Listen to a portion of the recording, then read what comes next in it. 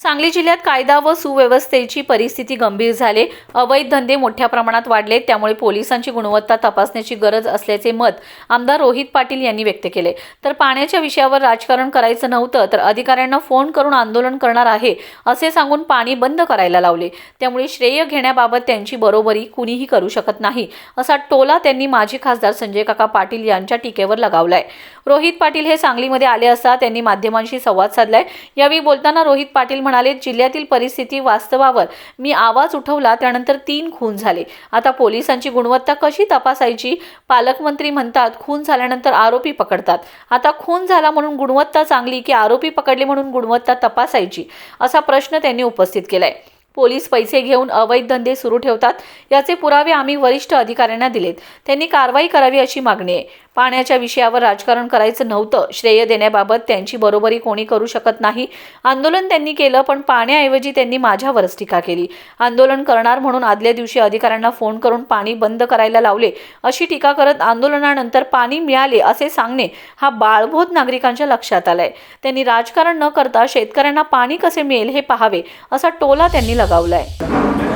माझ्या अर्धा तास चर्चेमध्ये मी सांगली जिल्ह्यामध्ये आणि त्याचबरोबर राज्यामध्ये ड्रग्ज असतील किंवा वेगवेगळ्या प्रकारचे नशे असतील, वेगवेगळ्या ठिकाणी जे काही अवैध धंदे चालू आहेत त्याच्या विरोधामध्ये लोकसभेमध्ये खासदार विशालदादा पाटील यांनी देखील आवाज उठवला आणि विधानसभेमध्ये आम्ही आवाज उठवला आणि जिल्ह्यातली परिस्थिती वास्तव राज्याच्या मुख्यमंत्र्यांसमोर आणण्याचा प्रयत्न आम्ही सर्वांनी केला।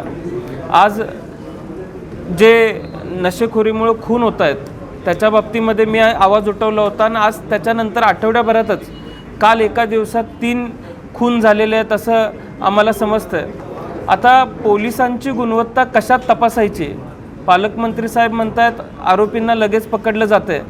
आता खून केला आणि लगेच आरोपींना पकडलं म्हणून गुणवत्ता तपासायची का खून न होण्याची जबाबदारी ही पोलिसांची आहे आणि म्हणून त्यांना गुण द्यायचा? हे कुठेतरी तपासण्याची आवश्यकता, यामध्ये कुठेतरी दुरुस्ती करण्याची आवश्यकता आहे। आम्ही आरोप केला होता, किंबहुना माझ्या भाषणामध्ये मी पैसे घेतल्याचे सुद्धा पुरावे दिले होते आणि जतमध्ये आजसुद्धा ज्येष्ठ नेते तिथले सांगतात की चुकीच्या पद्धतीने आज ज्या गोष्टी चालू आहेत त्याच्यावरती पायबंद घालण्याचं कुठेही काम पोलीस विभागाच्या वतीने होत नाही आहे आणि आम्ही एस पींना सुद्धा विनंती केलेली आहे की याच्यावरती कडक कारवाई केली गेली पाहिजे।